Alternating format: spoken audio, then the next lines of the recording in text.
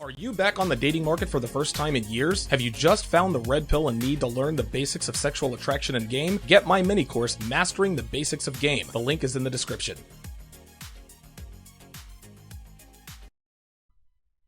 Number 5.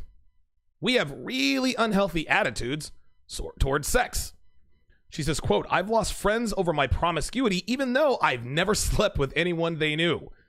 I've had guys go psycho over the number I've had. I've had people who barely know me tell me to get tested upon hearing my number.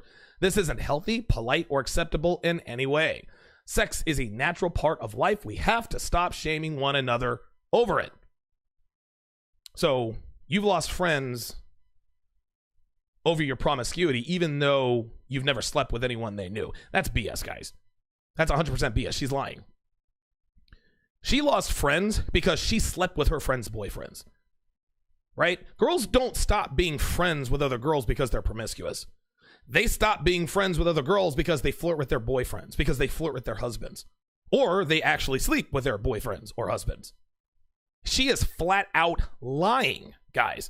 Otherwise, she wouldn't have said, I never slept with anyone I knew, because she knows that the only reason promiscuous behavior costs you friendships is because you've slept with said friends, significant others. Then she says, well, people freak out and tell me to get tested upon hearing my number. This isn't healthy, polite, or acceptable. If people are telling her to get tested, she has banged at least 500 dudes, man. I'm here to tell you. Number 1, it is healthy for you to get tested so you don't spread your turbo AIDS, gonorrhea, herpes around. And number 2, asking a person to get tested isn't supposed to be polite. It's supposed to be straightforward. And number 3, it is definitely acceptable. Like, honestly, think about the conversation. How many guys have you slept with? That's 673. Wow. You need to get tested. How rude of you. Yes, gentlemen, sex is a natural part of life when done the way it's supposed to be done, which is not with every single dude you're associated with. She wants to stop being shamed for being promiscuous so she can feel better about being promiscuous. Number 6, a promiscuous person can usually tell if you're experienced. It's funny, she keeps saying person, as if promiscuous men are the same as promiscuous women. It is not the same. Anyway, she says it's true. Sorry, not sorry.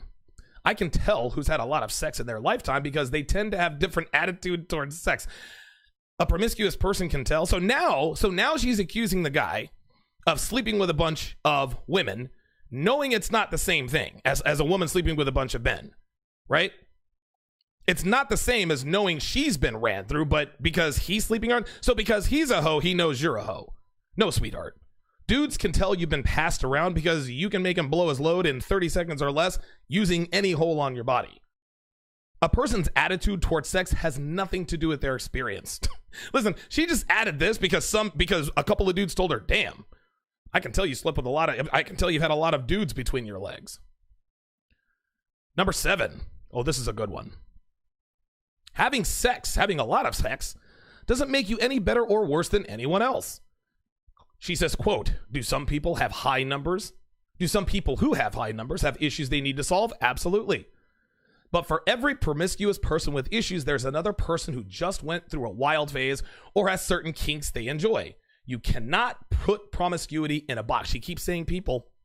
Guys, this is the problem. This is the problem. Women conflating male promiscuity with female. Listen, men who sleep around with a lot of women are not the same thing as women who sleep around with a lot of men. Anyway. So it doesn't make you a better or worse person than anyone else. Who's she trying to convince? Us or herself? Sexually promiscuous women, guys, are women with serious character flaws. Any woman who's been with a lot of men, they got to be liars. They have to deceive. They have to mislead. They have to be devious. They've got to be diabolical. So yes, they are worse people. Nobody trusts a woman who's given her body to 500 dudes. One way or another, she is going to screw you over.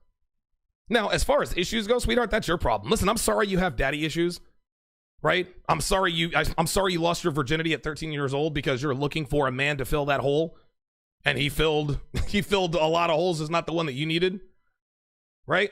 But what do you want me to do? Feel sorry for you? You don't feel sorry for guys who you've cheated on, do you? Of course not. Yes, you can put promiscuity in a box. There is only one definition of promiscuity. if you sleep with a lot of men, then you are promiscuous. That's it. She wants to make it, her number is so high, she wants to believe that she is still just like everyone else who has a healthy sexual appetite. Wanting to have sex, wanting to have a lot of sex doesn't make you a hoe, okay? Not having the temperance to refrain from having a lot of sex with a lot of dudes, that's what makes you a hoe.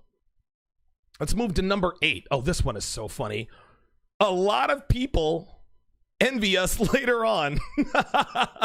She says, quote, I've had talks with people who are in their 60s and 70s, and many of them mention that they regret not sowing their wild oats in their younger years. If you want to do it, do it. Oh my God, this chick is delusional. She 100% knows this isn't true. She's trying to make herself feel better. Listen, all she has to do, guys, is talk to her fellow writer, Amy Horton. That's all she has to do. Now, she also says, again, she keeps saying people, which includes men and women. You see how she consistently tries to hold men and women to the same sexual standard? Now, as far as her conversations were concerned, if they happened at all of the men she talked to are regretful because they're men, and only men can sow their wild oats. But women in their 60s and 70s who have slept around are 100% regretful. And if they say they're not, they're lying. And speaking of lying, guys, she is also lying about having these conversations. She never had conversations with these people. When does a 20-something-year-old party girl have when does she have time to have many conversations with men and women in their 60s and 70s? Get out of here with that. You see, here's the thing, guys. Women always do this to make their point. They always lie. They lie about an anecdote to win whatever argument they're in. Well, you're wrong, because I've had 6 dozen men tell me that they prefer women who have slept with 100 men to be their wives instead of virgins. Yeah, sure you have.